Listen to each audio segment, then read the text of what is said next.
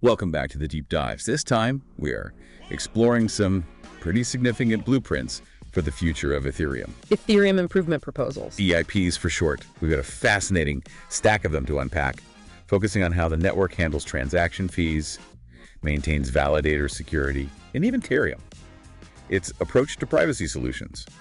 This isn't just about technical upgrades. We're talking about changes that could directly impact your daily experience with Ethereum and shape its trajectory in the years to come. What I find particularly interesting is how these EIPs reveal Ethereum's commitment to addressing growing pains. It's not just about tacking on new features, but refining existing mechanisms as the network matures and encounters new challenges. Let's dive right in then. First on the docket is EIP 1559. And yeah, the name might sound a bit like a technical snooze fest, but trust me, this one's a game changer. It revolutionized how we handle transaction fees on Ethereum. Remember those days of trying to guess the right gas price, hoping your transaction wouldn't get stuck in the mempool limbo? It was essentially a first price auction system, with all the inherent uncertainty and reliance on often unreliable mempool data. Users felt like they were playing a guessing game with their transaction fees. EIP 1559 aimed to inject some much-needed predictability and transparency into the process. Right, and it did that by introducing this brilliant concept of base fees and priority fees. The base fee, dynamically calculated by the protocol itself, aims to find that sweet spot between supply and demand for block space. Almost like an equilibrium price, keeping things stable. Then you've got the priority fee, that little extra you can add on top if you absolutely need your transaction to get processed ASAP. And here's where things get really interesting from an economic standpoint. That base fee, it's burned, poof, gone, permanently removed from circulation. Now, this isn't about some elaborate scheme to pump up the price of ETH. It's about disincentivizing manipulation by block producers. If they could pocket that base fee, well, let's just say, the temptation to artificially inflate it would be pretty high. Okay, so it's like a built-in safeguard against shenanigans, ensuring everyone plays by the rules. It's almost like an auction with a reserve price, right? The seller sets a minimum, anything below that gets rejected automatically. EIP 1559 tie into something similar, protecting users from getting gouged on fees. But this isn't just a one-off fix, it's a foundation for something even bigger. Exactly. EIP 1559 paved the way for the concept of multidimensional fee markets. Think EIP 4844, which we'll discuss later, which aims to price different resource usage, computation, data storage, separately. It's about moving towards a more granular, nuanced system for how we value and allocate resources on Ethereum. Now that's efficiency, with a capital E. Speaking of efficiency, let's shift gears to EIP 610. This one tackles a critical security aspect. As Ethereum transitioned to proof of stake, you could say it's about cleaning up some of the tech debt. That's a great analogy. That comes with such a massive system overhaul. Anytime you refactor a complex system, there are bound to be some loose ends to tie up. EIP 6110 specifically addresses a vulnerability in how validators deposit their ETH to join the network. The previous system had this awkward lag, sometimes 8 hours or more, and relied on data from the older, less secure proof-of-work chain. Not exactly ideal when you're talking about safeguarding people's funds. And that reliance introduced a very real security risk, the possibility of double spending attacks. Imagine a malicious actor depositing ETH, having it validated on the proof-of-stake chain, and then quickly reverting the transaction on the proof-of-work chain. They'd essentially be getting free ETH. Hold on, isn't that like depositing the same check at two different banks? You got it. And hoping they don't catch it before you withdraw the money. And that's precisely the scenario EIP 61A prevents. It migrates the entire deposit process to the proof-of-stake chain, making it both more secure and significantly faster. We're talking about deposits being processed almost instantly within the same block. Problem solved, security enhanced, and a potential headache for validators eliminated. Now onto a topic that highlights an interesting paradox. The downsides of success. Specifically, we're talking about EIP 7251 and the explosive growth of the Ethereum validator set. Who would have thought having too many validators could be a problem? It's a classic case of unintended consequences.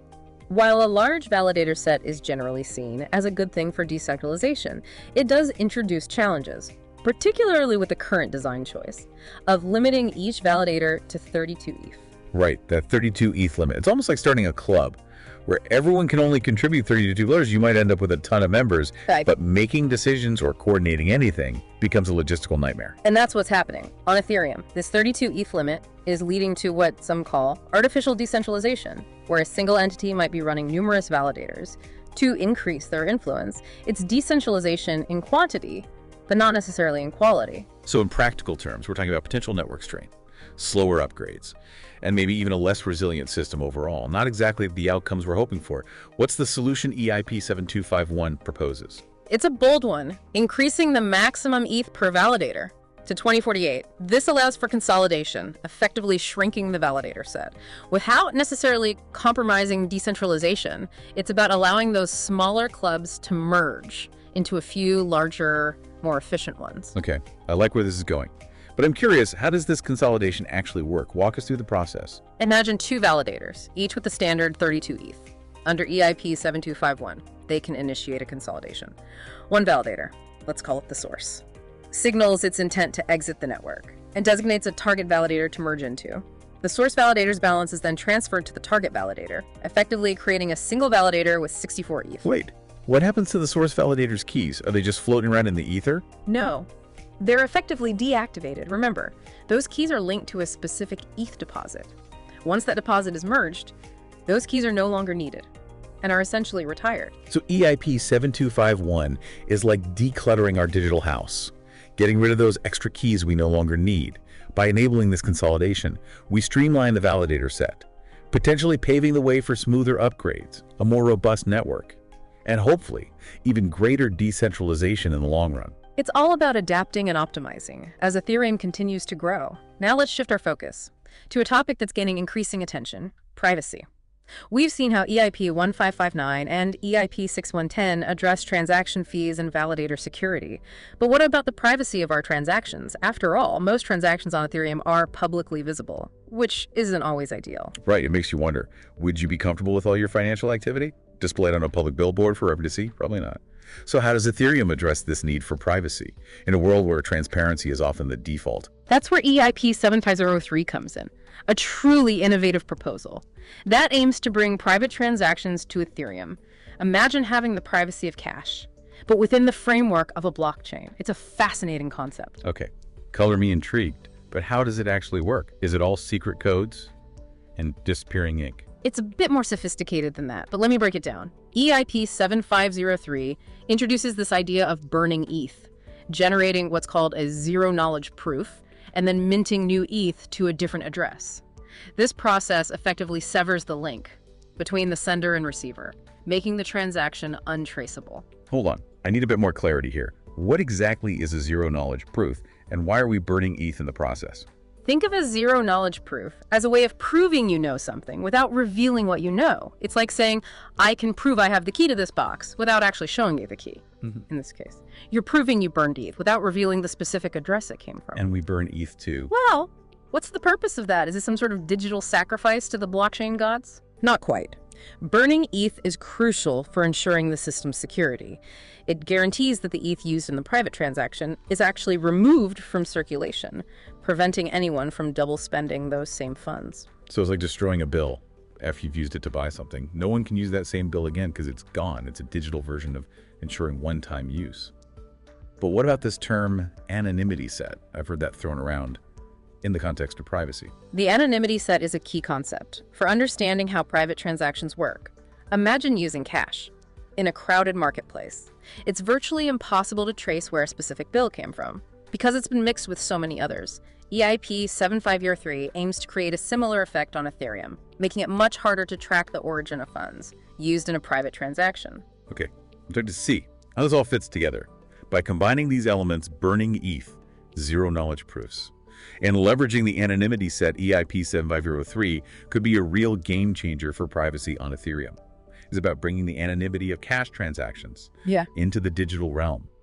But is this the only approach Ethereum is exploring for privacy? Are there other ideas on the table? Absolutely. EIP 7503 is just one. Of many proposals aimed at enhancing privacy on Ethereum, there are other approaches being explored, each with its own strengths and weaknesses. There's a dynamic field, and it'll be interesting to see how these different solutions evolve and potentially converge over time. It sounds like there's a lot of innovation happening in the privacy space, and it's encouraging to see Ethereum actively addressing these concerns.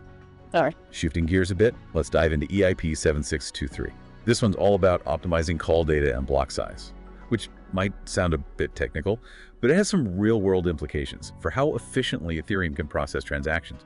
But first, maybe you could explain what call data is in a way that even I can understand. Think of call data as the information that accompanies a smart contract transaction. It's the instructions that tell the smart contract what to do. And how we price call data has a direct impact on block size, which you can think of as the capacity of each container of information on the blockchain. Okay, so if call data is the instructions, is block size like the size of the envelope? That's a good analogy. We're sending those instructions in. And just like with real-world envelopes, there's a limit to how much you can fit in before things get messy.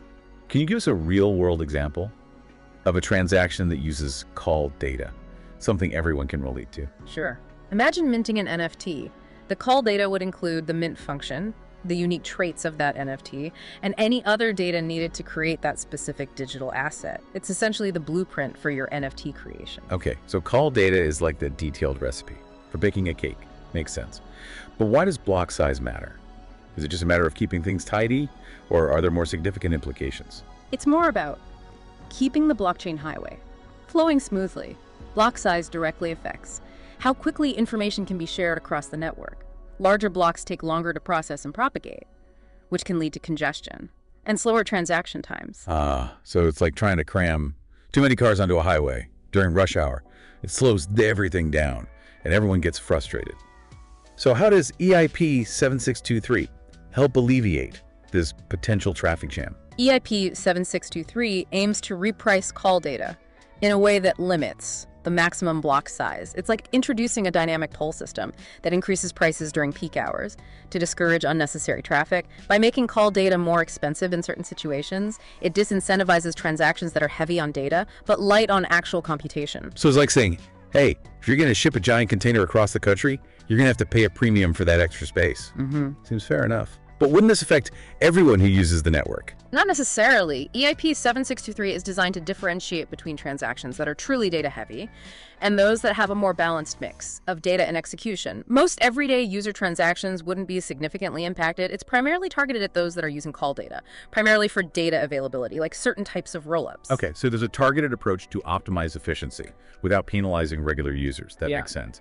But I'm curious, how could this indirectly benefit rollups, those layer 2 scaling solutions? That's a great question. We've been hearing so much about. Remember, rollups are essentially bundling transactions off-chain and then submitting them to the main Ethereum chain in batches. By reducing strain on the main chain, EIP 7623 could free up more space for rollups to submit their batches, potentially boosting their overall throughput and making them even more efficient. So it's like creating a dedicated express lane on our blockchain highway for those rollup vehicles, allowing them to bypass the congestion and deliver their cargo more swiftly. I like that analogy. It seems like we're seeing how these EIPs are all interconnected, each building upon the other. Exactly. To create a more robust and scalable Ethereum ecosystem, it's all about creating a system where different parts work together harmoniously to achieve common goals. And speaking of different parts working together, let's move on to EIP 7657, which focuses on strengthening a crucial element of the network, the sync committee. To understand this one, we need to talk about the different types of nodes on Ethereum. You got your full nodes, your light clients, and more. Right, it's like having different levels of access to the Ethereum network, depending on your needs and technical capabilities. But can you remind us what the key differences are between these node types? Why would someone choose to run a light client instead of a full node? Full nodes are like the dedicated archivists of the network they download and meticulously verify every single transaction and piece of data on the blockchain.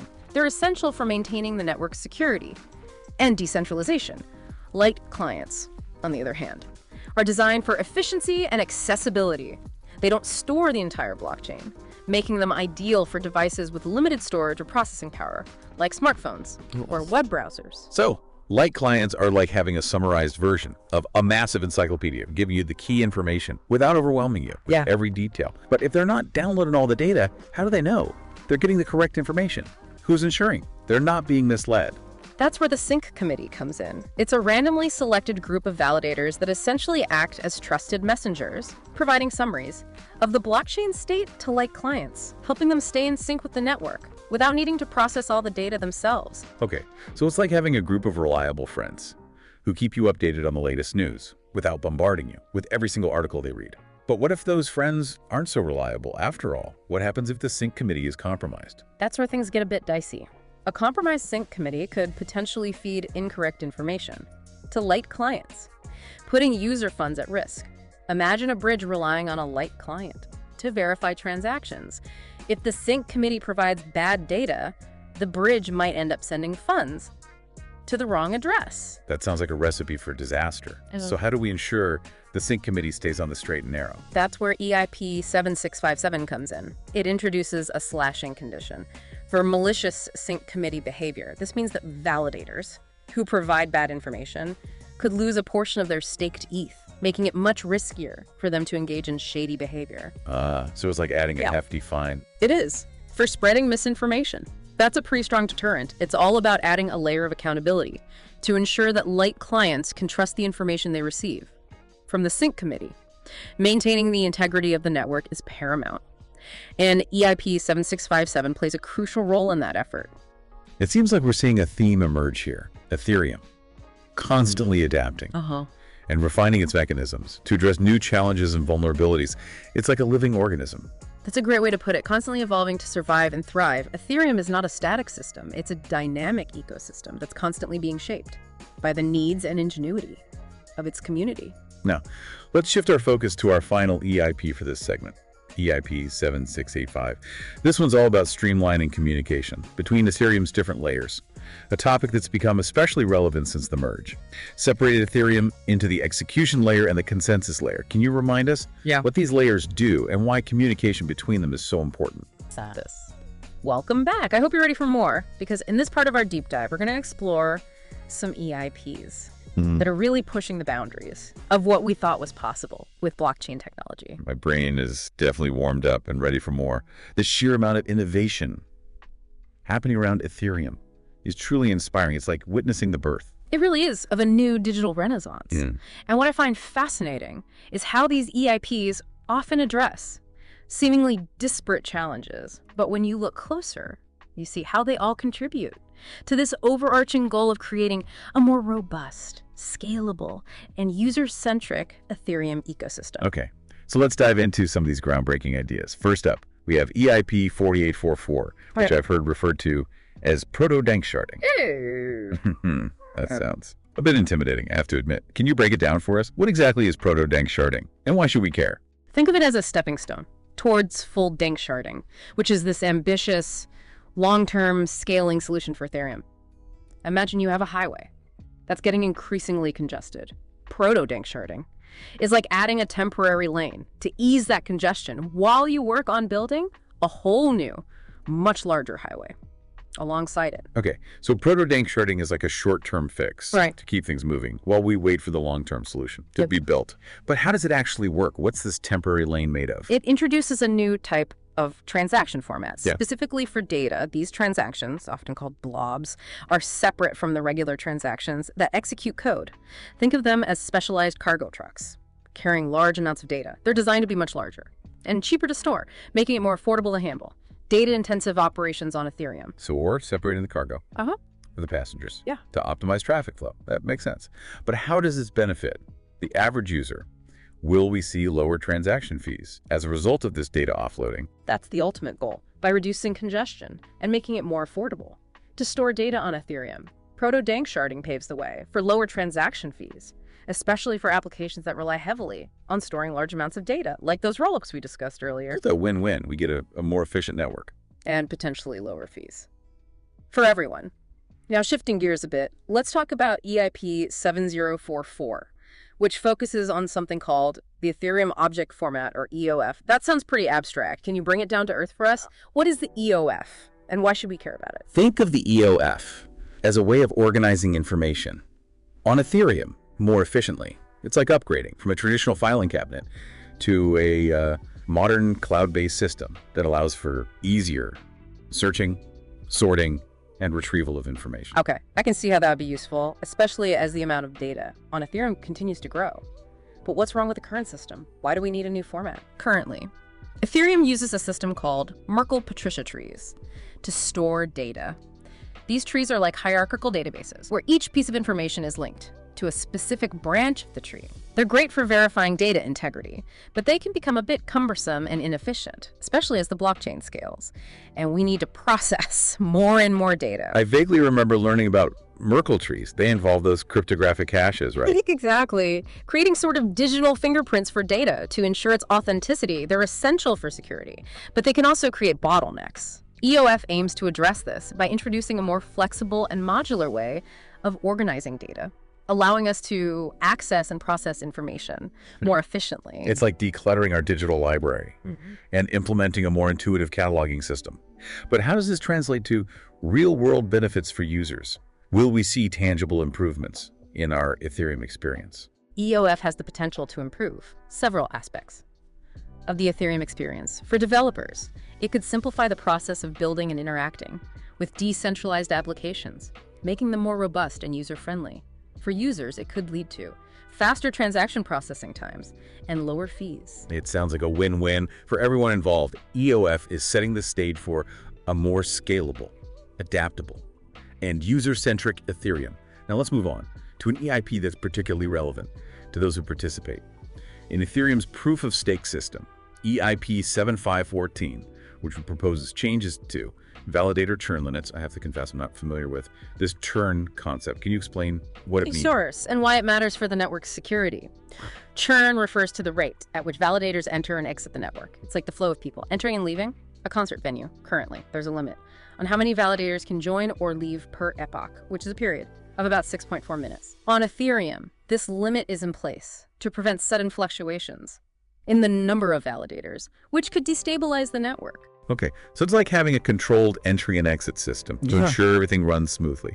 But why would we want to change these limits? Is there a reason to increase the churn rate? As the Ethereum network grows and attracts more validators, the current churn limits might become too restrictive. Imagine thousands of people waiting outside that concert venue, unable to enter because the doors are too narrow.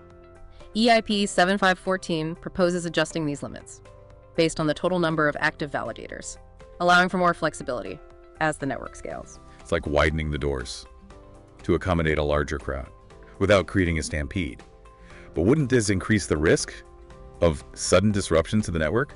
What if too many validators decide to leave? That's a valid concern at the same time, and it's something that EIP takes into consideration. The proposed adjustments are designed to strike a balance between flexibility and stability, ensuring that the network can accommodate growth without compromising its security. It sounds like a delicate balancing act, finding that sweet spot between scalability and resilience.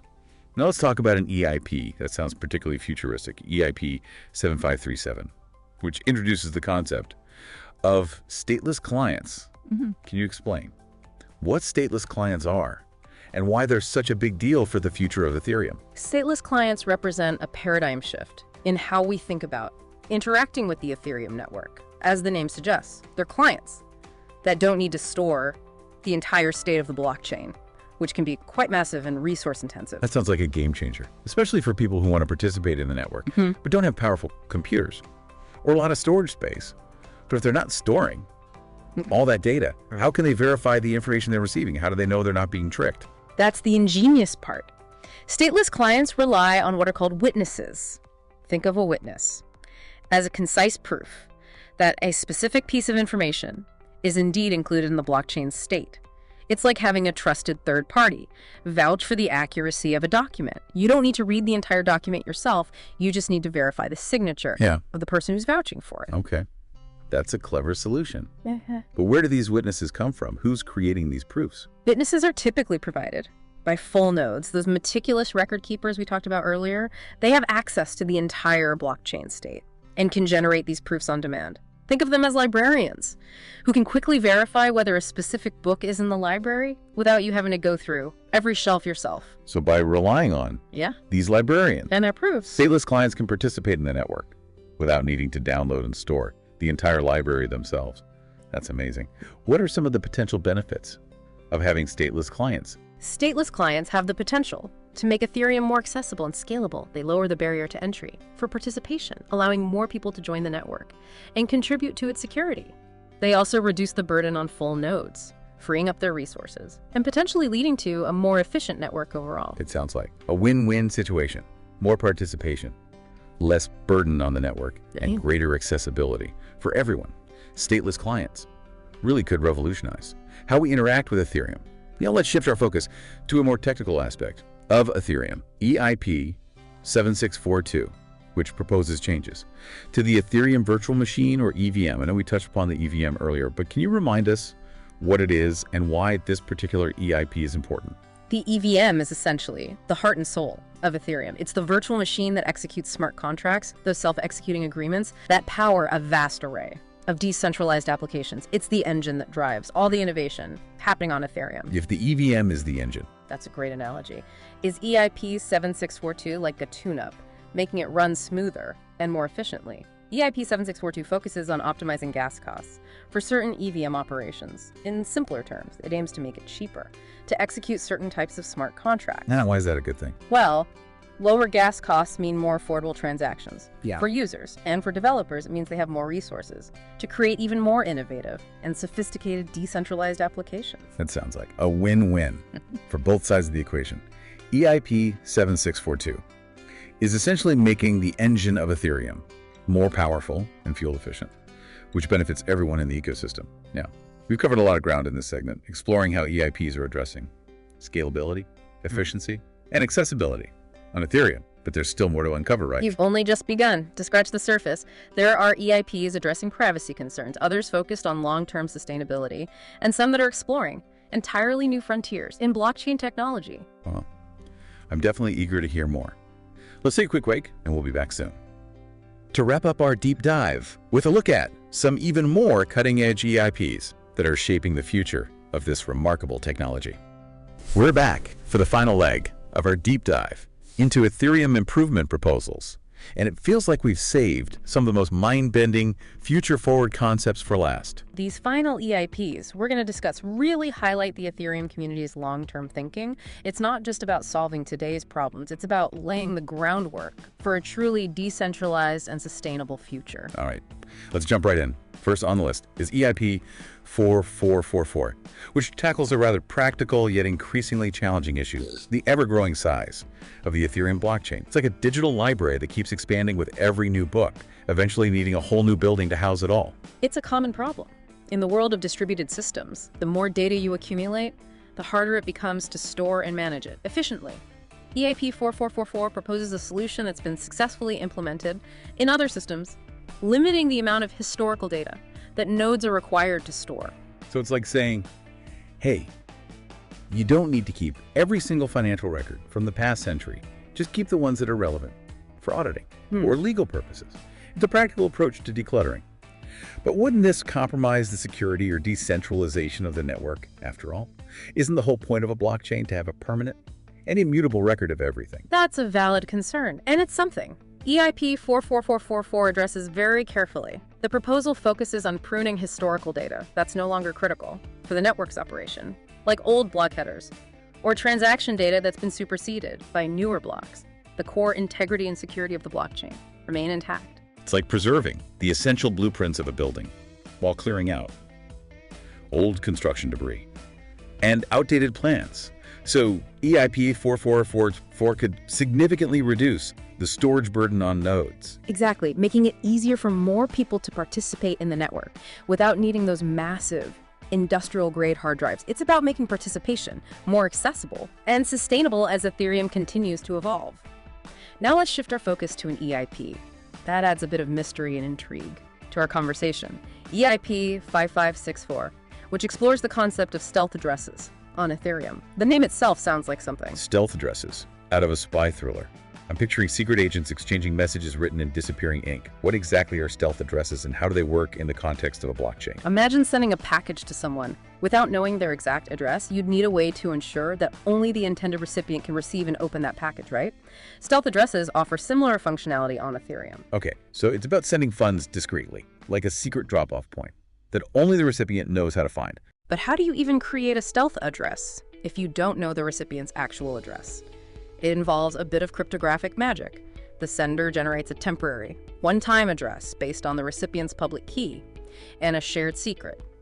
This temporary address can receive funds just like a regular Ethereum address, but only the recipient, who knows the shared secret, can unlock and access those funds.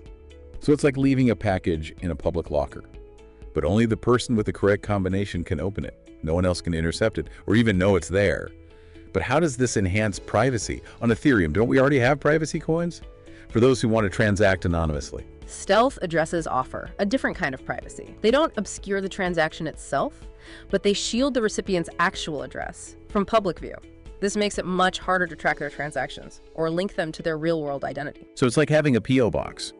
That protects your real address from unwanted solicitations. It adds a layer of separation between your public persona and your financial activity. Seems like stealth addresses could be particularly useful for individuals or organizations dealing with sensitive transactions, where maintaining confidentiality is paramount. They certainly have the potential to empower users with more control over their financial privacy. And this is just one example of how the Ethereum community is constantly innovating and pushing the boundaries of what's possible with blockchain technology. Well, we've covered a lot of ground in our exploration of Ethereum improvement proposals, from practical solutions to address scalability challenges to cutting-edge concepts that could revolutionize privacy and user experience. It's been a fascinating journey through the evolution of Ethereum, and it's clear that this is just the beginning. The Ethereum ecosystem is a dynamic and vibrant space, and these EIPs are a testament to the collaborative spirit and innovative thinking that drive its progress. As we conclude this deep dive, I'm struck by the sheer breadth and depth of the ideas we've discussed. It's clear that the future of Ethereum is being actively shaped by a passionate community committed to building a more decentralized, equitable, and accessible digital future. It's an exciting time to be a part of this journey, and I encourage everyone to stay engaged, explore these EIPs further, and contribute to the ongoing evolution of this remarkable technology. Thank you for joining us on the Deep Dives. We'll be back soon. With another exploration Of the cutting-edge technologies shaping our world.